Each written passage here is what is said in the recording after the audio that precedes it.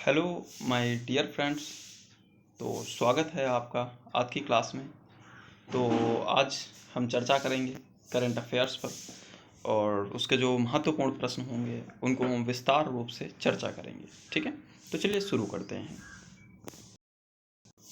तो आज का जो पहला प्रश्न है, हाल ही में निम्न में से किस देश ने माउंट एवरेस्ट पर कोविड-19 लाइन बनाने की घोषणा की है?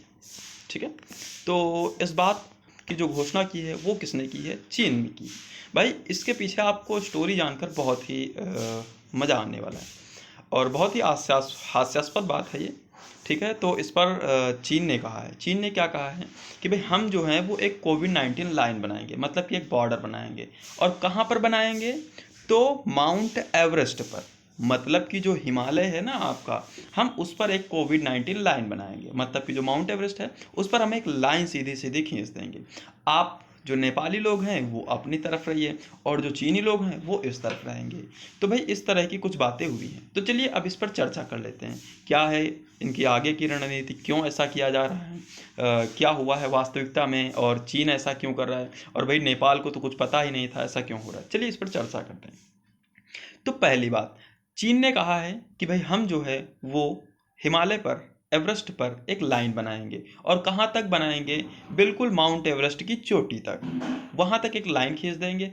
नेपाली लोग उस तरफ और चीनी लोग इस तरफ। तो इस तरह की कुछ बातें हुई हैं। अब इसमें जानने लायक क्या बातें हैं? अब चीन ऐसा क्यों कर रहा है? तो भाई चीन ऐसा इसलिए कर रहा है, हो सकता है कि वो शायद ये दिखाना चाहता हो कि भाई जो नेपाल में हिमालय है और उस वहाँ पर जो माउंट एवरेस्ट है वो सिर्फ और सिर्फ नेपाल में नहीं है, उसका आधा हिस्सा जो है वो कहाँ पर पड़ता है? तो उसका आधा हिस्सा जो है वो चीन में भी पड़ता है। तो आई होप की बातें थोड़ी सी समझ में आ रही होंगी। और भी इसमें कई सारी बातें हैं कि भाई अब जब लोगों ने पीछे का खाका खंगाला कि भाई कितने सारे लोग नेपाल से चढ़ाई कर रहे हैं और कितने सारे लोग चीन से। चीन का मतलब क्या है? जो अपना तिब्बत वाला रीजन है वहां से। तो अब तक देखा गया कि तिब्बत वाले रीजन से कोई भी चढ़ाई बिल्कुल नहीं करता है।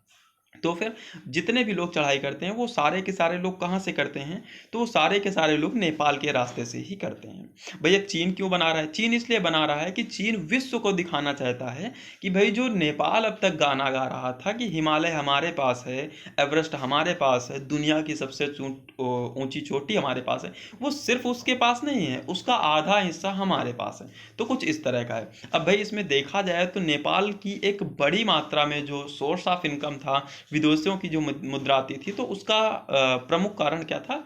यही मतलब कि टूरिज्म था। और अब वो भी चीन ले जा रहा है। तो भाई नेपाल की तो ऐसी वाट लगी है कि वो बता भी नहीं सकता। और हाल ही में अभी हमने कुछ दिन पहले बताया भी था कि जो यहाँ केपी शर्मा ओली थे वो अपने संबंध चीन के साथ काफ़ी बेहतर बनाने में लगे हुए हैं और भारत के साथ जब देखो तब संबंध खराब करने में लगे रहते हैं। हालांकि ऐसा मैं नहीं कर रहा, कुछ जो रिपोर्ट्स मिलती हैं उसके अनुसार कहा जा रहा है।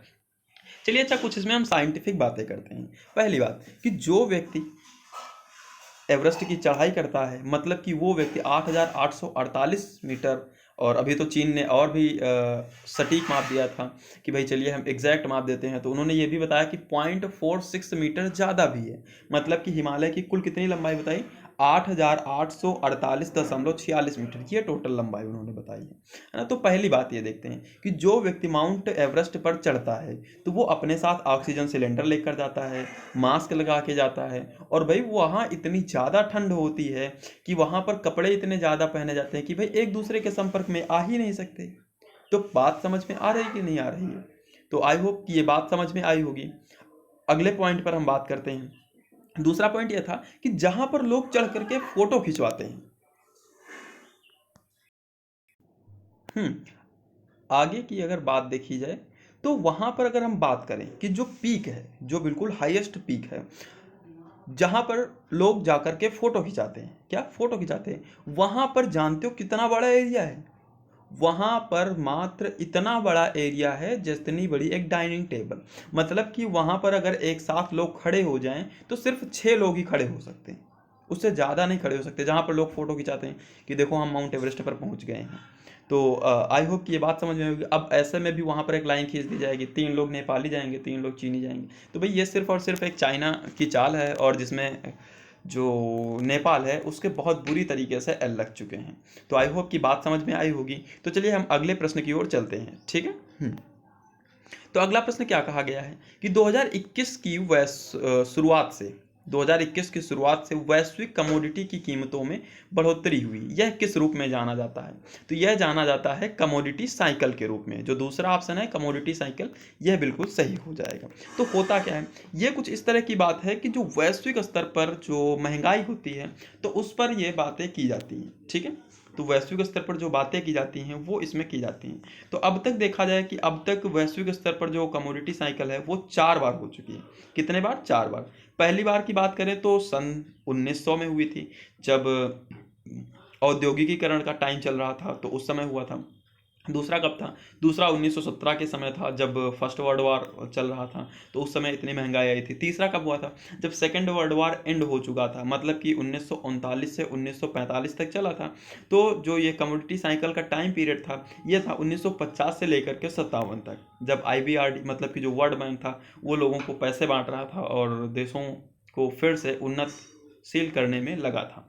तो ये 3 हो चुके हैं। अगर चौथे की बात करें तो चौथा टाइम पीरियड था ये सन 2000। सन 2000 में क्या हुआ था? तो जो WTO था, जिसकी स्थापना 1995 में हुई थी, 1 जनवरी 1995 को, उसमें चीन शामिल हुआ था। तो जब चीन शामिल हुआ तो उस समय भी एक वैश्विक स्तर पर महंगाई आई थी। तो आई होप कि ये बातें आपको समझ में आ गई होंगी।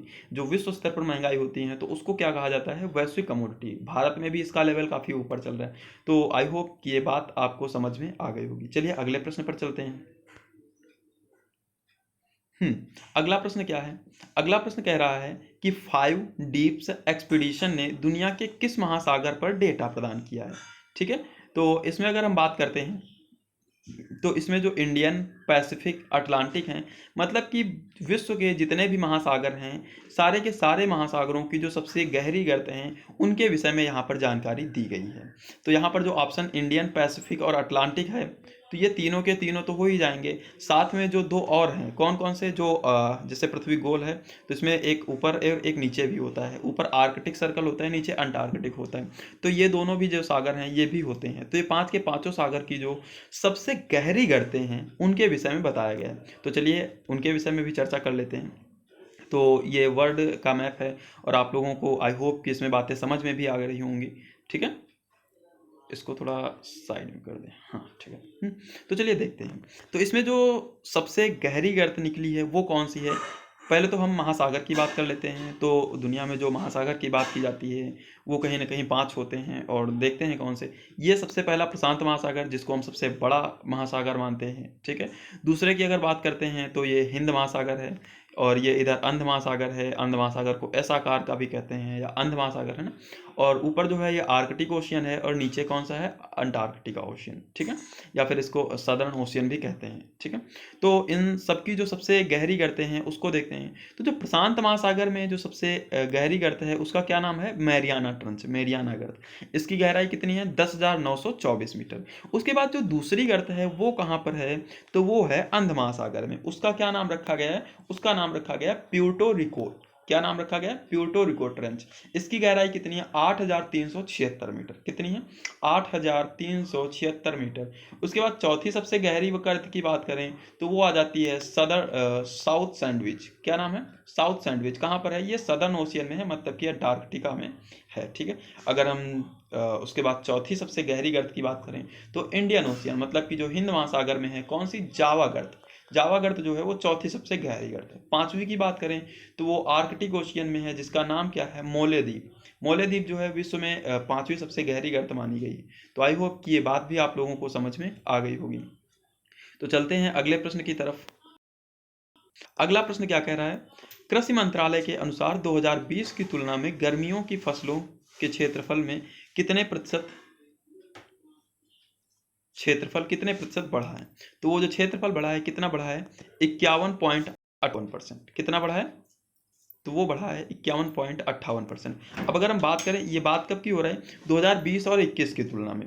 तो अब गर्मियों की बात करें तो यहाँ पर जायद की फसलें जो हैं वो ज़्यादा बोई जाती हैं, तो उनके जो क्षेत्रफल में है वो ज़्यादा वृद्धि हुई है। जैसे सबसे ज़्यादा अगर बात की जाए किसमें वृद्धि हुई, तो वो दाल, क्योंकि दालों की जो उगाई हुई है वो इस वक्त ज़्यादा की जा रही है इंडिया में। तो आई होप कि ये बात भी आप लोगों को समझ में चलते हैं अगले प्रश्न की तरफ।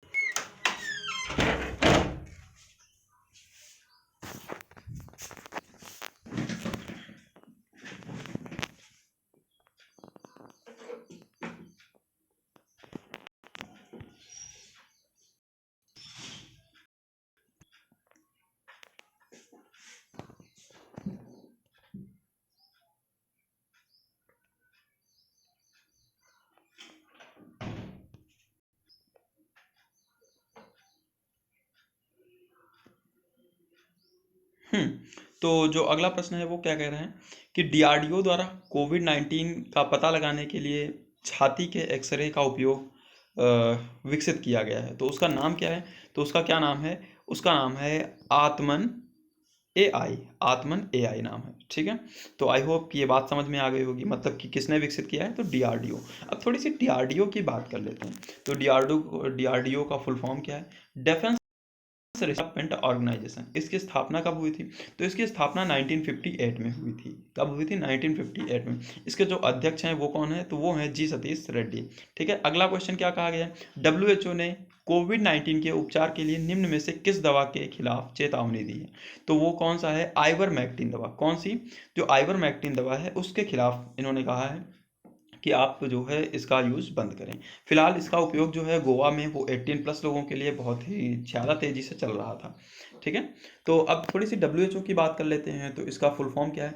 World health organisation. क्या नाम है? World health organisation. और इसकी स्थापना कब हुई थी? तो इसकी स्थापना हुई थी 7 अप्रैल 1948 को हुई थी। तो चलिए अगले प्रश्न की तरफ चलते हैं। अगला प्रश्न क्या कह रहा है? हाल ही में अंतर्राष्ट्रीय नर्स दिवस कब मनाया गया? तो ये मनाया गया था 12 मई को। तो इसके विषय में काफ़ी लोगों को पता होगा कि 1974 से मनाना शुरू किया गया था। और फ्लोरेंस नाइटिंगेल जो हैं उनकी जयंती पर ये मनाया जाता है। और उन्हें ए लेडी विद द लैम्प भी कहा जाता है। उनका एक दूसरा नाम था ए लेडी विद द लैम्प, ठीक है। और ये करती क्या थी? तो ये एक नर्स थी और ये मरीजों की सेवा करती थी। और वो लोग जो स्पेशली वर्ल्ड वॉर में घायल हुए थे उनकी इन्होंने निस्वार्थ भाव से सेवा की थी।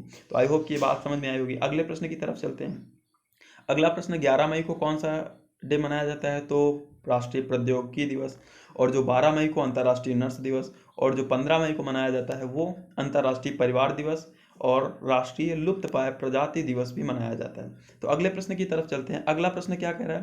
प्रधानमंत्री किसान सम्मान निधि योजना की 8वीं किस्त कौन जारी करेगा? तो ये कौन जारी करता है? ये नरेंद्र मोदी जारी करते हैं, मतलब कि प्रधानमंत्री द्वारा जारी की जाती है। इसके विषय में कई सारे फैक्ट हैं। कितने रुपए दिए जाते हैं? तो इसमें से 6,000 रुपये सालाना दिए जाते हैं। और बात कब की जाए, कब से शुरू की गई थी? तो ये 24 फरवरी 2019 से शुरू की गई थी।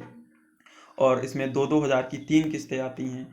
तो हाल ही में भी 8वीं किस्त जारी की गई है। तो 8वीं किस्त का मतलब क्या है? 8 दूनी 16,000 की। अब तक 16,000वीं जो रुपए है वो किसानों के खाते में भेजे जाएंगे।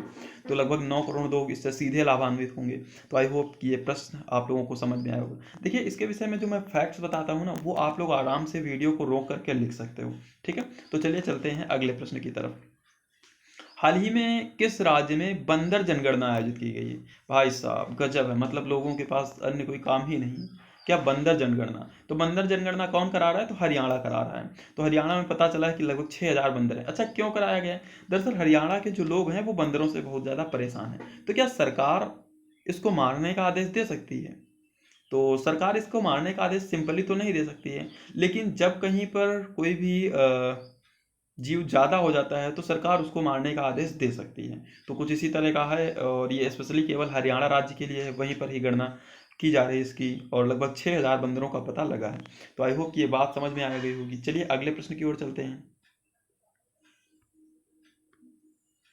तो अगला प्रश्न क्या कह रहा है? अगला प्रश्न कह रहा है कोविड-19 को संभावित प्लाज्मा दाताओं को जोड़ने के लिए किसने संजीवनी मंच लॉन्च किया है? तो किसने लॉन्च किया है? इसने स्नैपडील ने संजीवनी मंच लॉन्च किया है। अगला प्रश्न क्या है? एलिफेंट इन द वूम्ब, तो ये पुस्तक किसने लिखी है? तो ये कल्कि कोचलिन ने लिखी है।